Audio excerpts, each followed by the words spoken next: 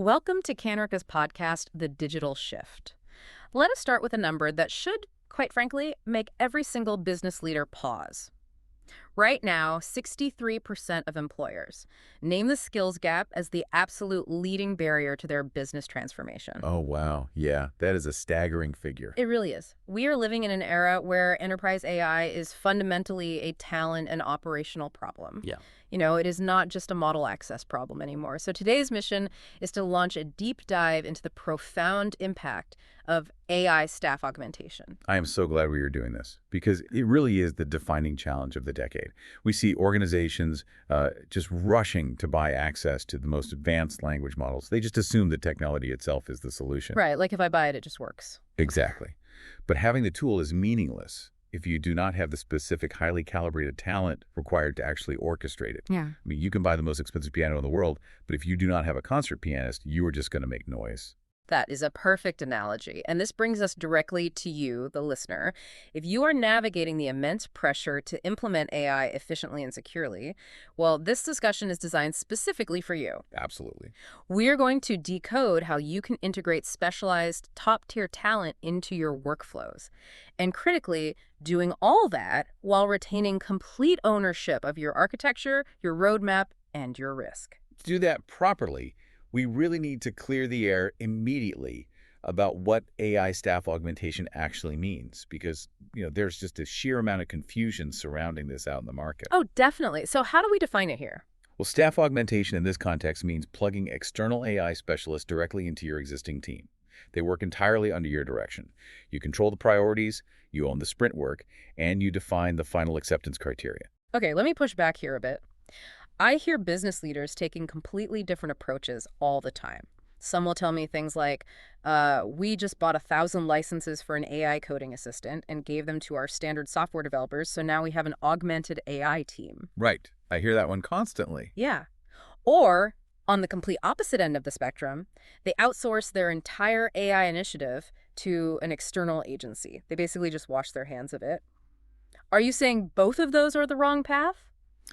If your goal is to build a lasting internal enterprise capability, then yes, both are fundamentally flawed.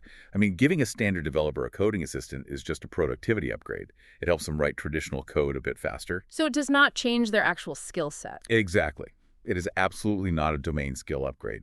It does not teach them how to architect a neural network or manage language model hallucinations.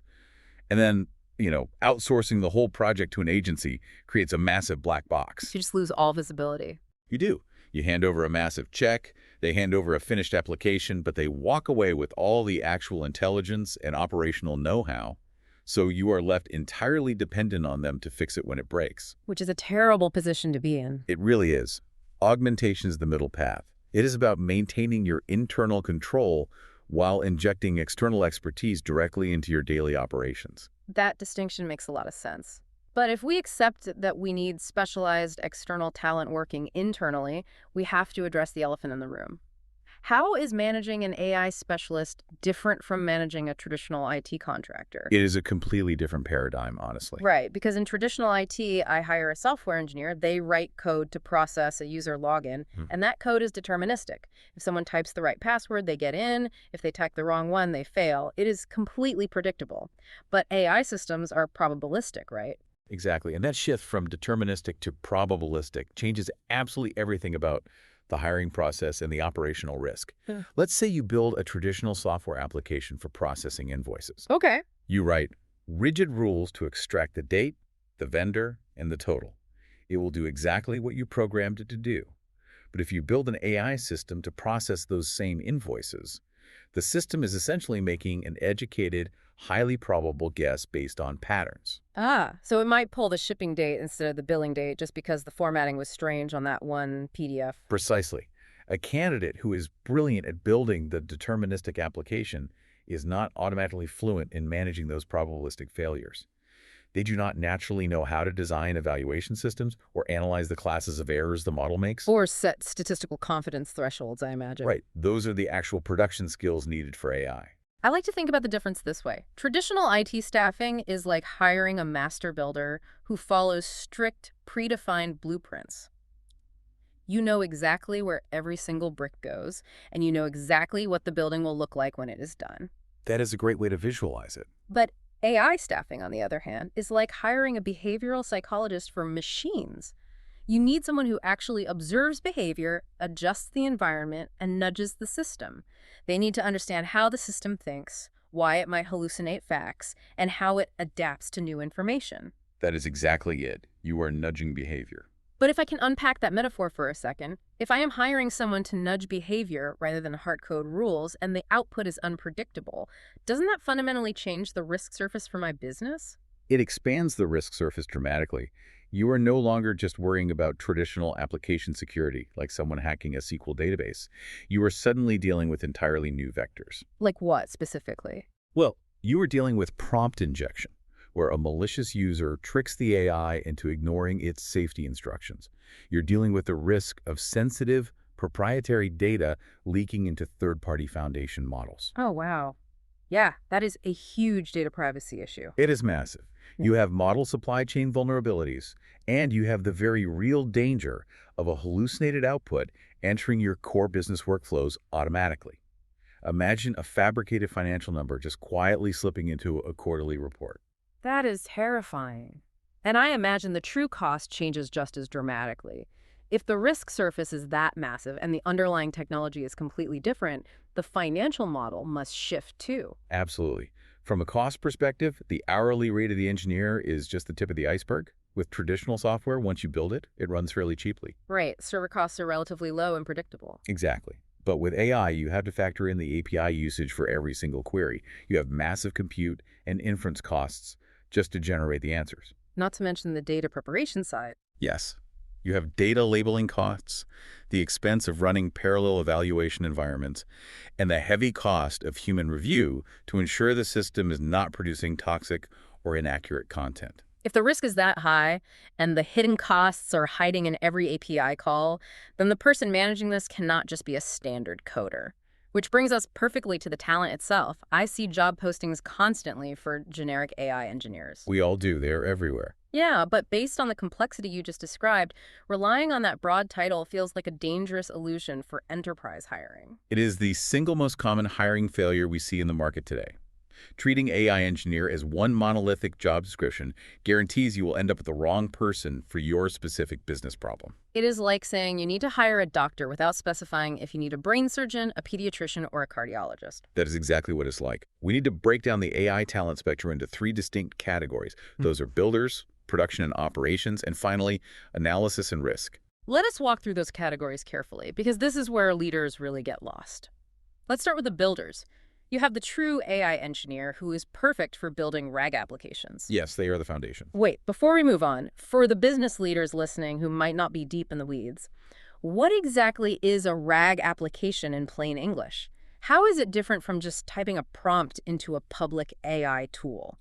That is a critical distinction to make. RAG stands for Retrieval Augmented Generation. If you just type a question into a public model, it answers based on the public internet data it was trained on months or years ago. So it does not know your internal company policies or private data. Exactly. A RAG application acts like a highly intelligent librarian. Before it answers the user's question, it first retrieves your specific private company documents. It hands those documents to the AI model and says, answer the question using only this exact information. Ah, so it grounds the AI securely in your actual proprietary data. Exactly, which prevents so many hallucinations. Understood. So the AI engineer builds those RAG systems, tying models to enterprise data. Then, still in the builder category, you have the generative AI developer. They focus on foundation models, structuring outputs, and handling context windows. Correct. And then there is the agentic AI engineer. What makes the agentic role so different? Well, the agentic role is materially harder. This is the person building multi-step autonomous systems. A RAG application just answers a question, which is relatively passive. Okay, so what does an agentic system do? An agentic system can plan, call external tools, and execute workflows without a human. For example, imagine an agent that reads an incoming customer email, checks an inventory database, generates a shipping label, and then replies to the customer all on its own. Oh, wow. That is a lot of autonomous power. It is. The person building that has to understand autonomous failure recovery and how to design human-in-the-loop approval patterns on a very deep level. So those are the builders. Now moving to the second category, production and operations. Here we see MLOps and LLMOps. For the uninitiated, MLOps owns the deployment, versioning, and monitoring of traditional machine learning models. Right, that has been around for a while. But LLMOps is a newer specialization focused specifically on the inference lifecycle of large language models. Can you demystify what managing an inference lifecycle actually means day to day? Yeah, managing the inference lifecycle means managing everything that happens from the millisecond the user hits send on a prompt to the moment the AI generates its final response. So it is all about that runtime execution. Exactly. An LML specialist is actively managing token consumption, which means they are tracking exactly how much money each word costs to process, so your budget doesn't just explode overnight. Which is so easy to do with these models. Extremely easy. They are also managing prompt versioning, ensuring that if you update the instructions given to the AI, it doesn't accidentally break the entire downstream application. And they were building safety gateways that intercept and block malicious inputs before they ever reach the language model. And rounding out the production category, we cannot forget the ML platform engineer. This is the role that builds the shared infrastructure environment, so multiple teams across the enterprise are not constantly reinventing the plumbing for every new AI project. Correct. You need that centralized platform for scale. And then we have the third category, which is analysis and risk. This includes the data scientist, the AI governance analyst, and the AI evaluation engineer. The governance analyst makes sense, especially for regulated industries. I assume they map out risk classifications and ensure you have the proper legal and ethical approval workflows before an AI system touches real customer data. Yes, they are your primary shield against compliance disasters. And the evaluation engineer. That sounds sort of like a standard quality assurance tester, but I assume it is much more complex in the AI space. It is entirely different from traditional QA. In traditional software, QA clicks around an app to see if a button is broken or if a form submits properly. An AI evaluation engineer builds massive mathematical test sets. Because you cannot just look at 5 answers from a chatbot and guess if it is working well across the board. Exactly. The evaluation engineer runs thousands of automated tests to measure the model's accuracy, its tendency to hallucinate, and its bias. They mathematically evaluate the false positive costs. Let me stop you there for a second. What exactly is a false positive cost in this specific context? Imagine you build an AI to automatically approve or deny customer refund requests. A false positive means the AI hallucinated and incorrectly approved a refund that actually violated your company policy. Okay, I see where this is going. Right. If you process 1 million requests a month, a 1% false positive rate could cost your business hundreds of thousands of dollars in lost revenue very quickly. The evaluation engineer is the person who calculates that exact financial risk mathematically before the system ever goes live. Okay, so to even begin to hire correctly, you have to look at the intersection of these roles across 6 specialization axes. You have the business use case, the system pattern, the lifecycle stage, the data type, the platform, and the risk tier. Yes, those 6 axes define the true requirement. But honestly, looking at 10 distinct roles and 6 axes is incredibly overwhelming. Let me push back here as a skeptical business leader. Hiring 10 distinct specialists sounds prohibitively expensive and incredibly slow. Why can't I just find a really smart senior full-stack engineer who has spent the last year aggressively learning generative AI? Because the cognitive load is simply too high for any single person. I mean, a brilliant software engineer who just learned how to prompt an AI model does not have the deep operational expertise to secure it against prompt injection. Right. They know how to build it, but not how to defend it. Exactly. Nor do they have the mathematical background to build an evaluation framework or the infrastructure experience to manage token latency at scale. Isolated model work stalls the moment it hits reality. It just falls apart in production. It does. Without data engineering, continuous integration, robust testing, and production controls, you just have a very expensive science experiment. That is why the solution is not hunting for 10 separate unicorns, but bringing in a cross-functional AI pod to handle this cohesively. A cross-functional AI pod. So instead of one person trying to do it all, you deploy a synchronized team. Precisely. A cross-functional AI pod gives you an AI lead, an application engineer, an operations specialist, and a governance expert, all working in tandem from day one. That makes so much more sense. It closes all the capability gaps simultaneously, allowing you to move fast while keeping the ultimate control in your hands. It really is the only way to scale safely. And, this is exactly why we at Kanerika have completely formalized this process. Because to successfully assemble that precise mix of specialized talent or a cohesive pod, you just cannot rely on traditional IT recruiters. A bulletproof vetting and onboarding framework is absolutely non-negotiable. It really is. And frankly, this is where most of the market falls completely flat. Oh, without a doubt. Every talent provider out there claims their engineers are pre-vetted, but almost none of them can explain their actual methodology when you press them on it. We, at Kanerika, utilize a rigorous 6-gate production vetting framework. And the first 3 gates strictly test technical AI judgment, right? Not just basic coding ability. Exactly. Technical judgment is everything in AI. Let us unpack that framework, because this is where the rubber really meets the road. Gate 1 is problem and data fit. We need to know if a candidate can actually push back on a weak AI use case. Right, because not everything needs AI. Exactly. If a business leader asks them to build an AI to predict stock prices using only public news articles, the candidate needs to have the judgment to say, that data lacks the required signal, this project will fail. Which saves the company months of wasted time and money. Spot on. Then gate 2 is the hands-on build. No trivia questions, right? We require a role-specific work sample, like physically building a RAG application or a functional agent workflow. And then we get to gate 3, which is where the vast majority of candidates actually fail. Evaluation and failure analysis. Yes. We require them to define success metrics, build an evaluation test set, and analyze those false positive costs we talked about earlier. Suppose they build a chatbot that looks great during a demo, but occasionally hallucinates a company return policy. Which happens all the time. All the time. If they cannot mathematically evaluate the financial cost of those failures and design a systemic way to mitigate them, they simply have no business shipping AI into a regulated enterprise environment. So vetting for AI seems less about asking, can you code? And more about asking, can you break this safely in a controlled environment, and do you know exactly what to do when it does break? That is the perfect way to summarize it. And once they pass that technical judgment phase, we move to enterprise production skill. Gate 4 covers deployment and operations. So scaling the system, managing latency, establishing incident response plans. Exactly. Gate 5 is security and governance, which is utterly vital. We mandate that talent adheres strictly to frameworks like the OWASP LLM Top 10 and ISO 42001. For the listener who might be taking notes, the OSP LLM Top 10 is essentially the gold standard list of the 10 most critical security vulnerabilities specifically for large language models. It covers scary things like data poisoning and over-reliance. Yes, it is required reading for any serious AI practitioner. And ISO 42001 is the international standard for artificial intelligence management systems. Correct. That security gate is critical. We enforce role-based access, data masking, and strict prompt injection controls. If a talent provider's only security answer is, we signed a non-disclosure agreement, you have already failed enterprise risk management. It is just not enough protection.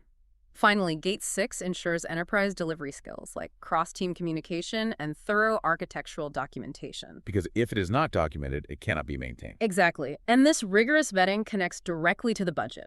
When we at Kanerika calculate the total cost of ownership with our partners, how often do we see businesses severely underestimating those hidden token and infrastructure costs? Usually simply because they were fixated on a recruiter's cheap hourly rate. Almost constantly. It is the biggest financial trap in enterprise AI right now. Because they just look at the upfront salary. Right. The true total cost of ownership formula for AI is exhaustive. It is the talent fees, plus the licensing for the foundation models, the token consumption for every user interaction, the GPU inference costs, the massive data preparation work, the internal review time. And the governance overhead. Yes, and crucially, the hidden cost of rework if you hire the wrong person initially. A cheaper hourly hire who does not know how to manage that entire operational stack can easily quintuple your total bill by month 3 simply by writing highly inefficient token queries. So if you are a business leader listening to this, and you have the right talent, fully vetted, secured, and properly budgeted for all those hidden costs, you face the final hurdle, integrating them into your operations without stalling. Because you cannot just drop a brilliant pod into a company and say, go innovate. It doesn't work. It never works. We at Kanerika utilize a highly specific 90-day operating plan for augmented teams to guarantee impact. Let us walk through how that narrative unfolds in a real business setting. Well, the first 30 days are purely about setting baselines and proving value safely. We confirm the specific business use case, complete all security reviews, establish secure data access, and importantly, we ship one small, fully accepted slice of the project to production. Because you need early, tangible momentum to prove to the wider organization that this is real and not just an endless research project. Exactly. You need a quick win to build trust. Then, days 31 to 60 shift into production hardening. This is where the training wheels come off, but the guardrails go up. This is where we establish hard token budgets so the spending does not spiral out of control. And we implement rigorous performance monitoring. We expand the mathematical evaluation datasets, and we aggressively test the security failure cases. Making sure it can handle the real world. Right. Finally, days 61 to 90 are focused on scaling the system, transferring knowledge, or executing an exit test. This is where we review the technical results, confirm internal ownership of all assets, and ensure the client's internal team fully understands the entire architecture. The exit test at day 90 is fascinating to me, and I want to dive into how that mechanism actually works in practice because, most external providers are financially incentivized to make themselves permanently indispensable. Of course they are. It is their business model. Right. They want to be the only ones who know how the code works, so you have to keep paying them. How does an explicit exit strategy actually force better documentation and cleaner code from day one? It fundamentally changes the psychology and the behavior of the augmented team. If the external pod knows that at day 90, they must literally step back, let the internal client team sit at the keyboard, and prove that the client can completely run the system independently, they cannot cut corners. They are forced to be transparent. Exactly. They cannot rely on obscure workarounds, undocumented logic, or messy code. Because if the internal team cannot run the system on day 90 without help, the external team fails the test. The exit test is the mechanism that ensures you are buying a permanent capability, not just renting a temporary dependency. That distinction is everything, really. Buying a capability versus renting a dependency. But companies need to be hyper-vigilant about who they partner with to build that capability. There are massive red flags in the talent provider market right now. Oh, there are so many. Like if a provider labels every single candidate they send you as an AI engineer without specifying their operational focus, that is a glaring red flag. If they rely on asking candidates tool trivia instead of demanding verifiable production evidence in a real environment, you need to run the other way. Absolutely. And as we discussed earlier, if their only security protocol is signing a legal document, they fundamentally do not understand the active threat landscape of generative and agentic systems. You need a partner that understands the entire ecosystem, from data ingestion to model deployment to legal governance. Because when this is done right, the impact is undeniable. We are not talking about vanity metrics here. We are talking about highly verified results across massive enterprises. The ROI is phenomenal when structured correctly. It really is. For instance, we have seen a 55% reduction in manual analysis effort using generative AI for enterprise reporting, an average of $1.2 million in annual cost savings in logistics operations simply by using agentic systems to route inventory better. And the speed to market improves drastically, too. We also see the 50% faster time to market for complex fintech products. That is massive in the financial sector. It is a game changer. And we have seen a 28% boost in customer retention in the retail space by deploying deeply personalized RAG systems. These are not theoretical projections drawn on a whiteboard. These are concrete business outcomes delivered by properly structured, highly vetted, cross-functional AI teams. So what does this all mean for you, the listener, as you look at your own organization? Let's wrap this deep dive up. Capturing measurable, sustained value from AI requires getting three things absolutely right. The operating model, the data foundation, and the precise talent mix. Exactly. You cannot shortcut any of those pillars. If you lack the operating model, you have chaos. If you lack the data foundation, you have hallucinations. And if you lack the proper talent mix, well, you have nothing. That is exactly why we at Kanerika are entirely dedicated to building these AI-fluent enterprise teams. Our internal vetting, our pod structures, and our operational frameworks ensure that as your organization innovates and scales, you never lose ownership of your digital assets, your security posture, or your institutional knowledge. It is all about building a lasting capability that your business owns outright. Which leaves us with a final, lingering question for you to ponder as you look at your own roadmap and the partners you are currently working with. It is an important question. It is. If your current AI strategy relies heavily on a black box vendor or a generic staffing agency who really owns the intelligence of your systems when the contract inevitably ends, are you actively building an enterprise AI capability, or are you just temporarily renting the illusion of one?